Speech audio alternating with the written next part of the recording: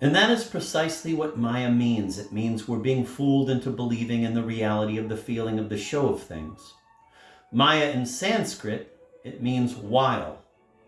W-I-L-E. And why do we go on being fooled even when we know it? Because of the energy of our habit, and we hand it down from chromosome to our children. But even when the last living thing on earth is sucking at the last drop of water at the base of equatorial ice fields, the energy of the habit of Maya will be in the world, imbued right in rock and scale. What rock and scale? There are none other, none now, none ever were. The simplest truth in the world is beyond our reach because of its complete simplicity, i.e., its pure nothingness. There are no awakeners and no meanings. Even if suddenly 400 naked Nagas came solemn tromping over the ridge here and say to me, "We have been told the Buddha was to be found on this mountaintop. We have walked many countries, many years to get here. Are you alone here?" Yes. Then you are the Buddha. And all 400 of them prostrate and adore, and I sit suddenly perfectly in diamond silence. Even then, and I wouldn't be surprised. Why be surprised? Even then I would realize that there is no Buddha, no awakener, and there's no meaning, no dharma, and it is all only the wile of Maya.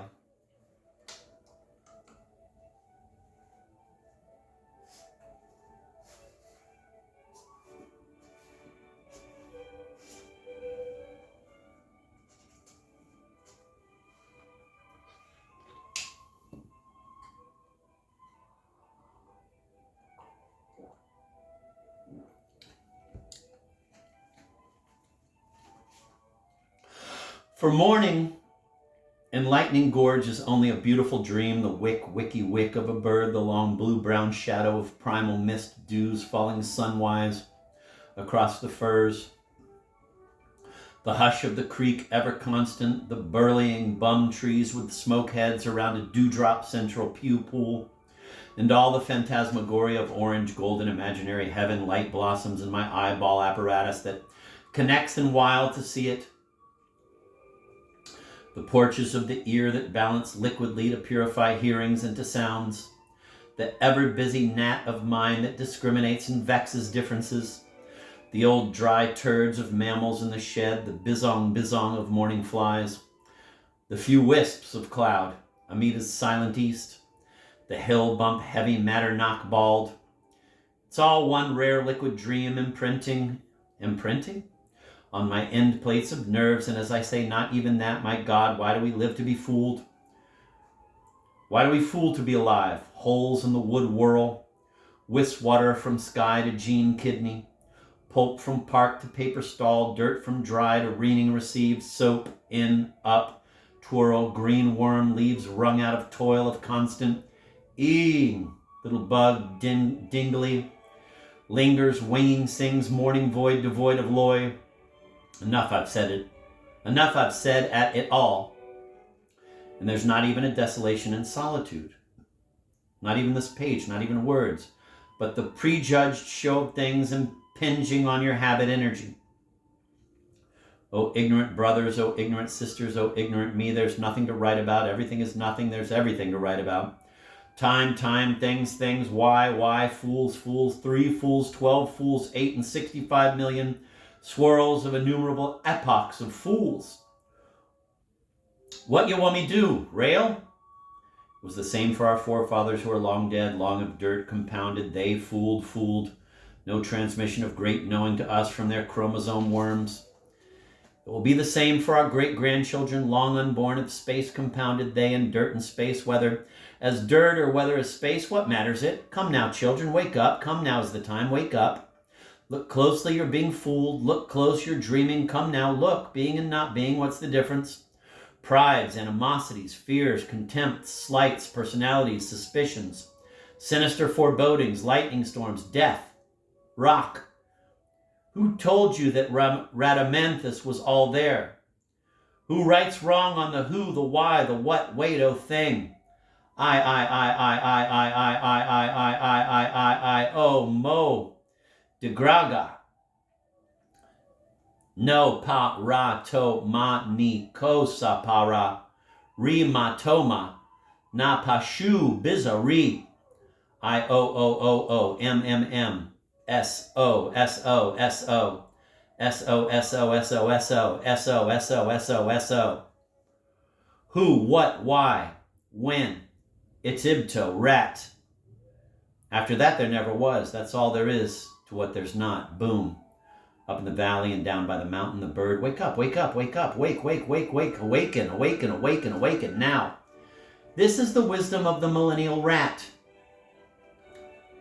Theriomorphous, highest perfect rat. Black, black, black, black, bling, bling, bling, bling, black, black, black, black, bling, bling, bling, bling, black, black, black, black, bling, bling, bling.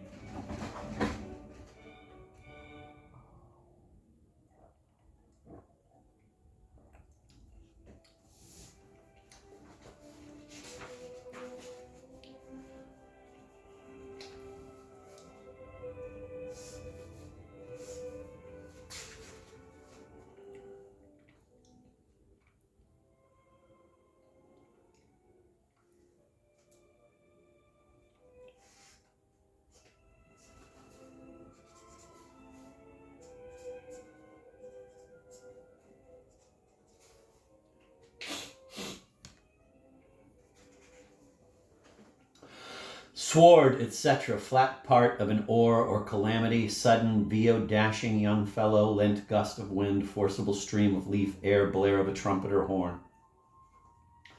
Blamable, deserving of explosion as of gunpowder, blame, find fault with blight, censure, imputation of a blatant, brawling, noisy, speak ill, blaze. Burn with a blameful, meriting flame, send forth a flaming light, last without blame, innocent torch, firebrand, stream of blamelessly blameless flame of light. Bursting out, actness, worthy of blame, coal blaze, mark trees by pable, paring off part of the bark, mark blanch, whiten, par out a way or path in this manner. Boil, parboil, and skin as almonds, mark made by paring bark from grow white a tree, white spot on the face of white a horse or cow, pale, blank mange, blazon, publisher, jelly-like preparation of sea moths. Proclaim extensively, herald, and arrowroot, cornstarch or the like, blazon, embellish, adorn. Eat art of accurately describing coats of bland, mild, balmy, suave arms. Blazonry, art smooth of delineating or of explaining coats, blandishment of arms, coat of arms. Art of expressing fondness, artful bleach, make pale or white caress. Amenity pleasure, grow pale, flatter bleak. Unsheltered deso blank, white or pale, late, cheerless, cold cutting. Not written or printed upon or keen, bleakly, bleakness marked, void, empty, vacant, pale, confused, unqualified, complete, blear. Make the eyes unrhymed, paper unsore and watery. Becloud, bedim, written upon, form not filled and observed, inflamed and watery lottery ticket, which draws no prize, dim or blurred, with inflammation, empty space, mental vacancy, modification of blur. White bleat cry as a sheep, blanket woolen core cry of a sheep, bleedering for beds, covering for horses bleed, bleeding, bled, broad, wrapping or covering or draw blood from shed. Any kind blanket, dim of blood, blare sound loudly as a blemish impair tar. Trumpet blast nigh that which tarnishes blarney smooth, weed flaw, defect soil. Ling speech, cajole, wheedle, stain, fault, speak D from Castle Blarney in Ireland. Blast and rend, praise or glorify, part of a bridle which is placed in a fidence, tattle, telltale. Vain boast, box, blow on the head or boastful, combining of persons to have nobles and rich gravy and slow baking commercial dealings with a person afterward, meat so cooked, see?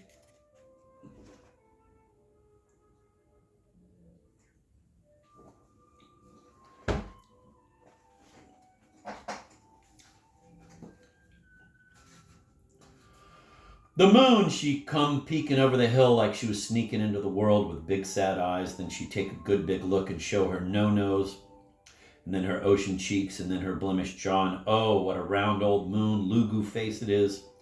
Ooh, and a little twisted, pathetic understanding smile for me, you. She got a swirl like a woman's been dusting all day and didn't wash her face. She got tongue-in-cheek and say, "Is dis wart me comin'?" she say. "Ooh la la." And got creases in her eye sides and looketh over ridges of rocks as yellow as a blind lemon.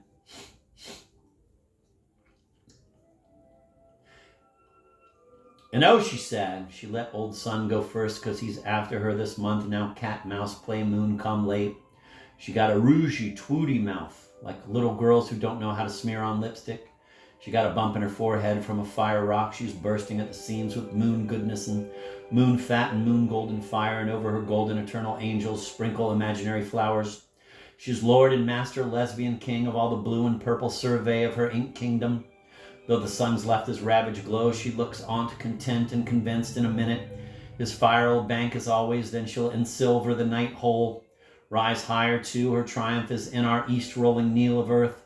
From her big pocky face I see in planetary rims epithalamial roses. Potpourri seas mark her smooth skin sailing. Her character features that's dry dust and hairy rock. The big mosquitoes of straw that smile on the moon are going bzzz. She wears a light fire-latent lavender veil, prettiest hat since rose was wove and garland made. And the hat bedazzles on an angle and now'll drop like fair fire hair and soon be dim veil for brow of round hard woe. Hack wow, what a roll skull bowed bone sorrow that moon can hold in her roly-poly joints.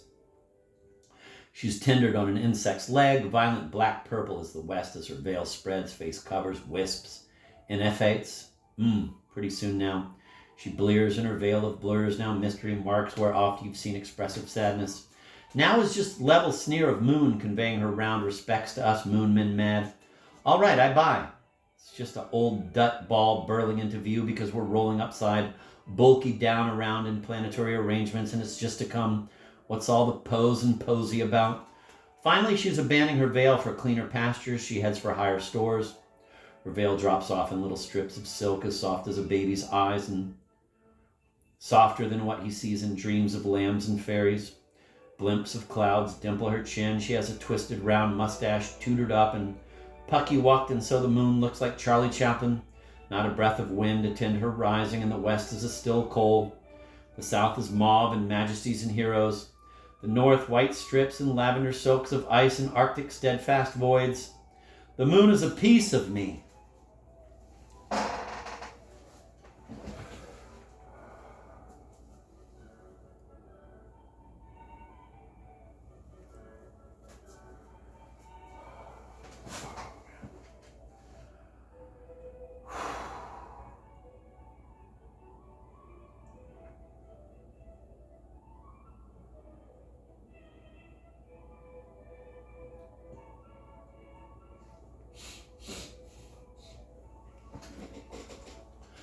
One morning I find bear stool and signs of where the unseen monster has taken cans of frozen hardened canned milk and squeezed it in his apocalyptical paws and bit with one insane sharp tooth in, trying to suck out the sour paste. Never seen, and in the foggy dusk I sit and look down the mysterious ridge of starvation with its fog-lost firs and humping into invisibility hills, and the fog wind blowing by like a faint blizzard, and somewhere in that zen mystery fog stalks the bear.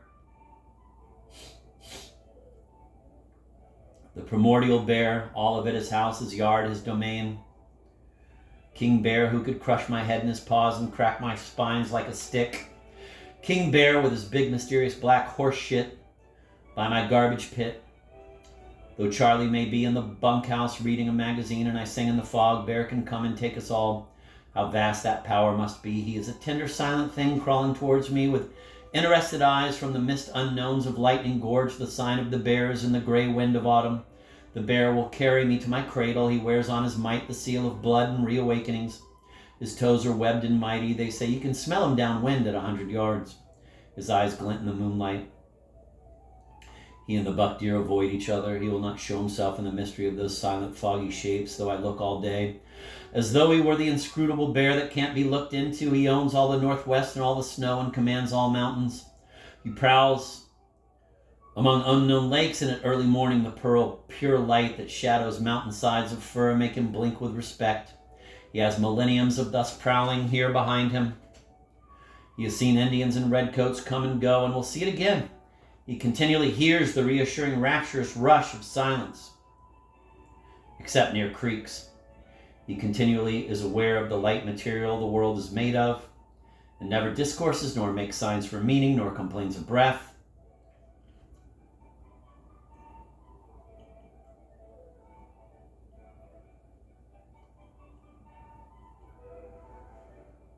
He continually is aware of the light material the world is made of, and never discourses nor makes signs for meaning, nor complains of breath, but nibbles and paws and lumbers along, snags, paying no attention to inanimate things or animate. His big mouth chews in the night. I can hear it across the mountain in the starlight. Soon he will come out of the fog, huge, and come and stare in my window with big burning eyes.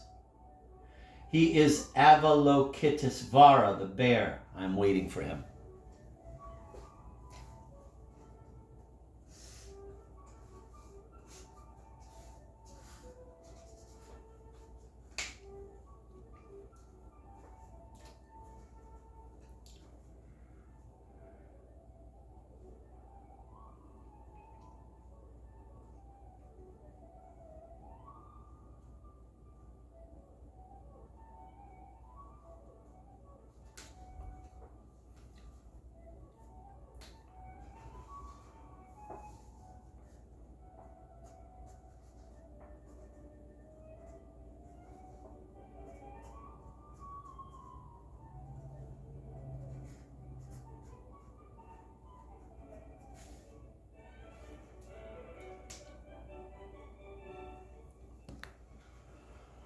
In my midnight sleep, suddenly the rainy season begins, and rain pours heavily on the entire forest, including the great fire on McAllister and Thunder Creeks. While men shiver in the woods, I lie in my warm as toast sleeping bag and dream. I do dream of a cold gray pool. I'm swimming in it. Presumably belongs to Cody and Evelyn. It's raining in my dream head, all right. I come out of the pool proudly and go fish in the icebox. Cody's two sons, actually Tommy and Brucey Palmer, are in bed playing. They see me poking for butter. Listen, now you hear the noises, meaning the noises of my foraging, like noises of a rat. I pay no attention, sit down and start eating raisin toast with butter, and Evelyn comes home and sees me, and I proudly boast how I've been swimming. It seems to me she eyes my toast begrudgingly, but she says, "Couldn't you get something better than that to eat? Couldn't you get something better than that to eat?" Passing through what everything is, like the Tathagata, I reappear in Frisco, walking along towards Skid Row Street, which is like Howard Street, but not Howard Street like West 17th in old Kansas City, and full of swinging door honky-tonk bars. As I go along, I see shelves of cheap wine in stores and the big bar where all the men and bums go, Dilby's, on the corner, and simultaneously I see a newspaper story about the wild boys of the Washington, D.C. Reformatory. Redheads, rough-looking, black-haired car thieves, tough and young. They're sitting on a park bench in front of the State House, and just out of stir in the news photo shows a brunette in jeans going by, sucking on a Coke bottle, and the story tells how she is the famous troublemaking temptress who has had dozens of guys sent to reform school for trying to make her, though she flaunts in front of them, as picture shows, on purpose. You see the boys lounging on the bench, staring at her, smiling for the photo. In the dream, I'm mad at her for being a bitch, but when I wake up, I realize all this is just pathetic tricks of her own invention to get one of these boys to impregnate her so she can turn soft and mother-lovey with a little infant at her breast. A Madonna suddenly. I see that same gang of boys now going into Dilby's. I don't think I'll go there. Up around Broadway and Chinatown, I roam around looking to amuse myself, but it's that bleak Frisco of dreams with nothing but wooden houses and wooden bars and cellars and underground caves, like Frisco in 1849, the look of it, except for Seattle, like dismal neon bars and rain. I wake up from these dreams to a cold, rainy north wind marking the end of the fire season. In trying to remember the details of the dreams, I recall the words of Tathagata to Mahamati, quote, "What think you, Mahamati? Would such a person," end of quote, seeking to recall details of a dream since it's only dreams. Quote, "Would such a person be considered wise or foolish?" End of quote. Oh Lord, I see it all. Mist boiling from the ridge, the mountains are clean. Mist before the peak, the dream goes on.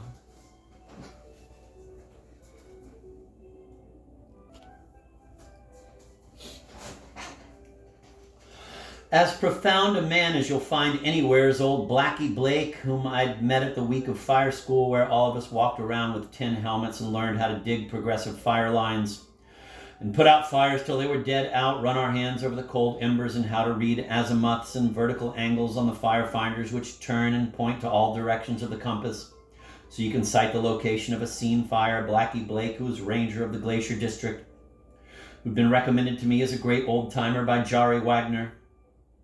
Jari because of communist accusals at Reed College. He probably sat in on leftist meetings and talked about, as always, anarchy talk. Was banned from this government firework after an FBI snoop. Ridiculous. As though he had affiliations with Moscow and should run out there and light fires at night and run back to his lookout or jam the radio communications with a gleam in his eyes, pressing the transmitter up and down. Old Blackie said, "Damn silly to me to see that boy blackballed out of here. He was a damn good little firefighter and a good lookout and good boy. Seems like nowadays nobody can say anything anymore. The FBI will investigate him. Me, I'm going to say my mind, and I do say my mind. Now the ting that gets me is how they can blackball a boy like Jari der," the way Blackie talks. Old Blackie, years in the forest, an old-time logging boomer himself, and was around in the days of the IWW Wobblies and the Everett Massacre, so celebrating Dos Passos and left-wing annals. What I like about Blackie is his sincerity, above all the Beethoven sorrow of him. He has large, sad black eyes. He's 60, big, strong, big gut, strong arms, stands erect. Everybody loves him. Whatever Jari's going to do, I think he'll always have a good time. You know, he had a dem little Chinese girls down in Seattle there. Oh, he had a time. Blackie sees young Blackie in Jari, for Jari was also brought up in the Northwest on a harsh wilderness farm in eastern Oregon and spent his youth climbing around these rocks and camping in inaccessible gorges and praying to Tathagata on mountaintops and climbing monstrosities whole like Mount Olympus and Mount Baker. I can see Jari scale Hosamine like a goat, and all dim books he reads, says Blackie, about Buddha and all that. He's the smart one, all right, that Jari. Next year, Blackie retires. I can't imagine what he'll do, but I have a vision of him going on a long, lonely fishing trip, and I see him sitting by the creek, pole down, staring the ground at his feet, sad, huge like Beethoven, wondering what is Blackie Blake after all, in all this forest, bareheaded in the woods, the highest perfect knowing he will surely come to pass through. On the day the rainy season comes, I can hear Blackie on the radio talking to his Glacier District lookouts. "Now what I want you to do is make an inventory of every ting you got up there and bring the list down with you to the station," he says. "Take care of messages for me. There's a horse loose on the trail here and I better go out and chase him." But I understand what Blackie just wants to be on the trail. I understand that Blackie just wants to be on the trail, outdoors, away from the radio, among horses. The woods are Av to him. So there goes old Blackie, huge, going after a horse in the wet mountain woods. And 8,000 miles away on a templed hill in Japan, his young admirer and semi-disciple of knowing and full disciple of the woods, Jari sits meditating under the tea house pines, repeating with shaved head and clasped hands, "Namo Amida Butsu." The fog Japan is the same as the fog Northwest Washington. The sensing being is the same, and Buddha's just as old and true anywhere you go. The sun sets dully on Bombay and Hong Kong. The sun sets dully on Bombay and Hong Kong like it sets dully on Chelmsford, Mass. I called Hang Shan in the fog. There was no answer. The sound of silence is all the instruction you'll get. In the talk I'd had with Blackie, his earnestness had sent a shiver through my chest. It is ever so, and men are men, and is Blackie less a man because he never married and had children and did not obey nature's injunction to multiply corpses of himself? With his brooding dark face and pout by the stove and lowered pious eyes on some rainy night next winter, there will come diamond and lotus hands to ring a rose around his forehead, or I bust to miss my guess. Desolation, desolation, wherefore have you earned your name?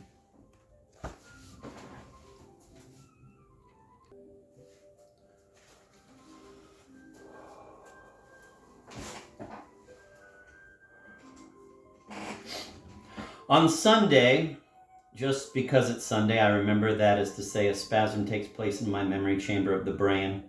O hollow moon.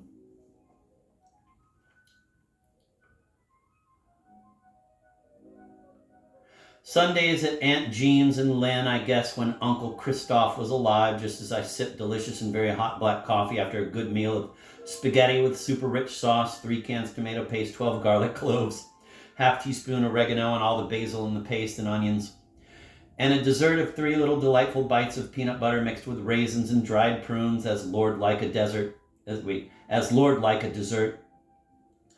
I guess I think of Aunt Jean's because of the after-dinner satisfaction when in their shirt sleeves they'd smoke and sip coffee and talk.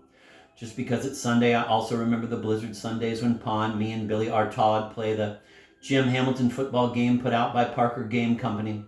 Also again, white shirt sleeves of pawn as cigar smoke and the human happy satisfaction there a moment, including finally because I pace in the yard, the foggy wind cold, to get an appetite while my spaghettis cooks, reminding tickly the brain spasm of when I'd take long blizzard hikes Sundays before dinner, the mind being choked with cabinets and memories in them overflowing.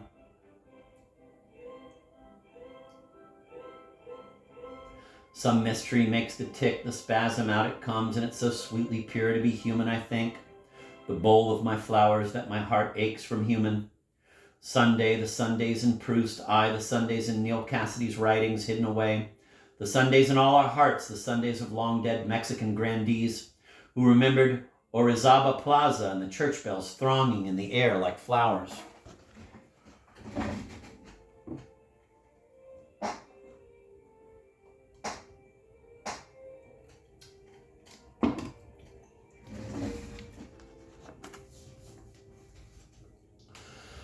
What did I learn on Guada Whack'em Black?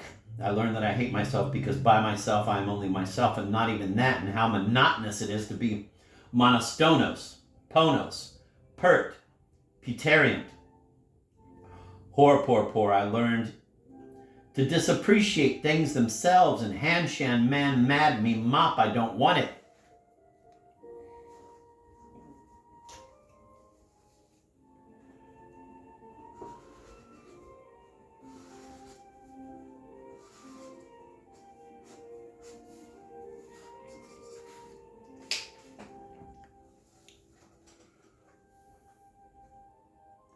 I learned, no learning, nothing, AIK. I go mad one afternoon thinking like this, only 1 week to go, and I don't know what to do with myself. 5 straight days of heavy rain and cold. I want to come down right away because the smell of onions on my hand as I bring blueberries to my lips on the mountainside suddenly reminds me of the smell of hamburgers and raw onions and coffee and dishwater in lunch carts of the world to which I want to return at once, sitting at a stool with a hamburger, lighting a butt with coffee, let there be rain on red brick walls, and I got a place to go and poems to write about hearts, not just rocks. Desolation adventure finds me finding at the bottom of myself abysmal nothingness, worse than that no illusion even. Desolation adventure finds me finding at the bottom of myself abysmal nothingness, worse than that no illusion even.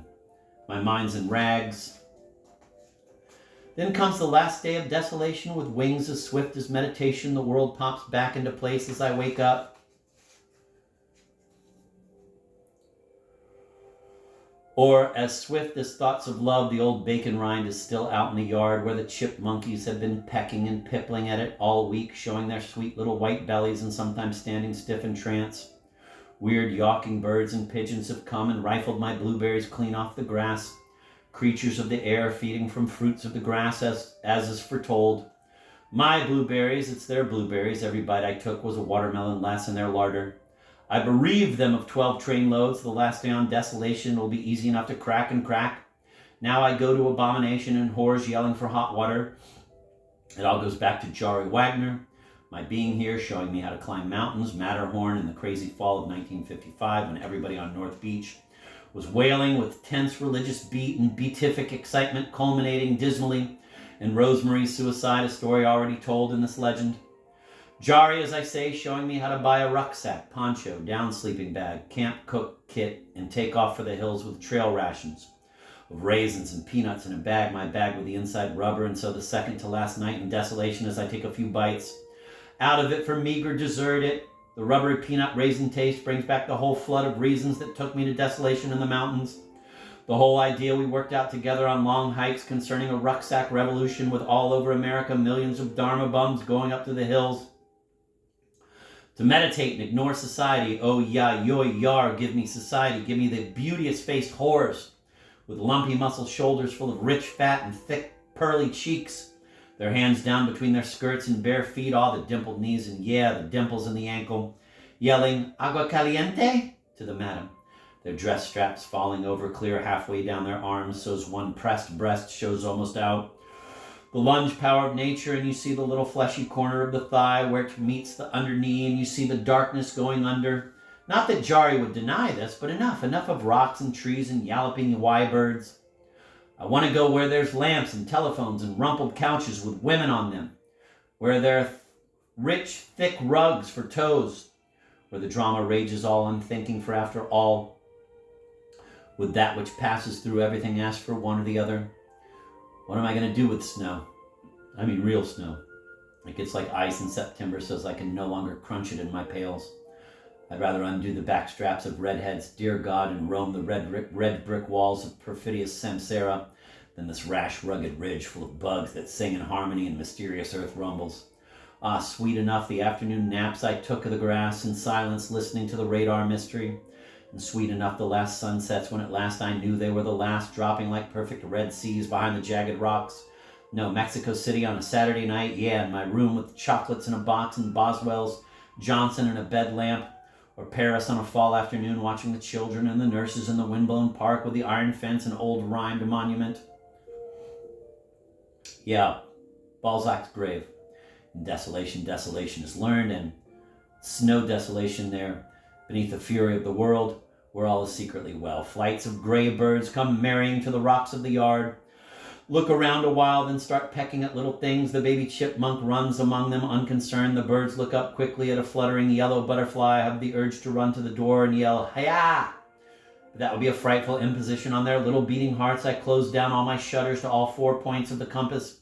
And so I sit in the darkened house with just the door open, admitting bright, warm sunlight and air, and it seems that the darkness is trying to squeeze me out that last orifice to the world. It is my last afternoon. I sit thinking that, wondering what prisoners have felt like on their last afternoons after 20-year imprisonments. All I can do is sit and wait for the proper glow. The anemometer and polar down. Everything is down. All I have to do is cover the garbage pit and wash the pots, and goodbye, leaving the radio wrapped in antenna. Under house and toilet limed liberally. How sad my great bronzed face and the windows with their dark backdrop. The lines in my face indicating halfway in life, middle age almost, the decay and the strife, all to come to the sweet victory of the golden eternity. Absolute silence, a windless afternoon. The little firs are dry and brown and their summer Christmas is over, and not long from now, hoar storms will blizzard the area down. No clock will tick, no man yearn, and silent will be the snow and the rocks underneath, and as ever Hosamin'll loom and mourn without sadness evermore. Farewell, desolation, thou hast seen me well. May angels of the unborn and angels of the dead hover over thee like a cloud and sprinkle offerings of golden eternal flowers. That which passes through everything has passed through me and always through my pencil, and there's nothing to say. The little firs will be big firs soon. I throw my last can down the steep draw and hear it clamoring all the way. 1,500 feet, and again reminding me, because of the great dump of cans down there, of 15 years of lookouts. Of the great dump of Lowell on Saturdays when we'd play among the rusty fenders and stinking piles and think it great. All of it, including old cars of hope with gaunt, rutted clutches, all underneath the new sleek superhighway that runs from clear around the boulevard to Lawrence. The last lonesome clang of my desolation cans in the void valley, to which I listened naked with satisfaction way far back in the beginning of the world, was the whirlwind warning that we would all be blown away like chips and cry. Men with tired eyes realize it now and wait to deform and decay. With maybe they have the power of love yet in their hearts just the same. I just don't know what that word means anymore. All I want is an ice cream cone. This up here.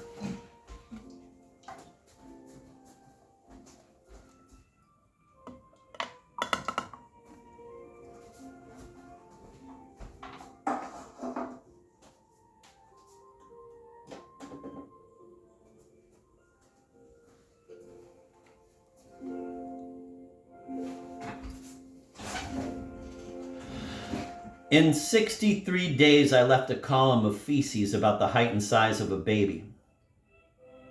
That's where women excel men. Josemine doesn't even raise an eyebrow. Venus rises like blood in the east, and it's the last night.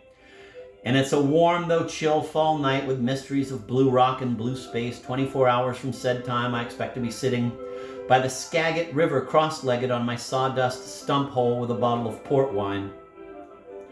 All hail stars. Now I know what the mystery of the mountain flow was. Okay, that's enough.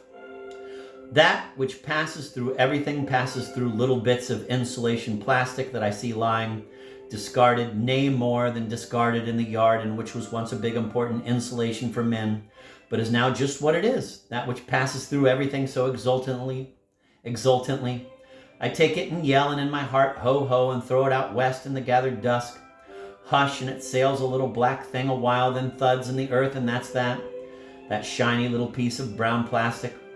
When I said it was a shiny little piece of brown plastic, did I assert that it truly was a shiny little piece of brown plastic? The same with this, and me, and you. Gathering all the immensities about me in a shroud, I glide off, quote, with Tarquin's ravishing strides, end of quote, into the gloom of the foreknown globe. The vision of the freedom of eternity is like a bulb that suddenly come on in my brain, enlightenment, reawakening adventures of raw plasticity, made of material of light, rigonagate, and rigmarollerate ahead. Rigmarollerate.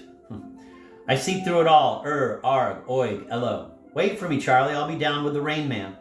All of you can see that this was never. Ring the black Nufreon, Dafa la Bara, G Miria. Here? Ah, fuck, man. I'm tired of trying to figure out what to say. Doesn't matter anyway. Mari. Christ di batem que sam find. How can anything ever end?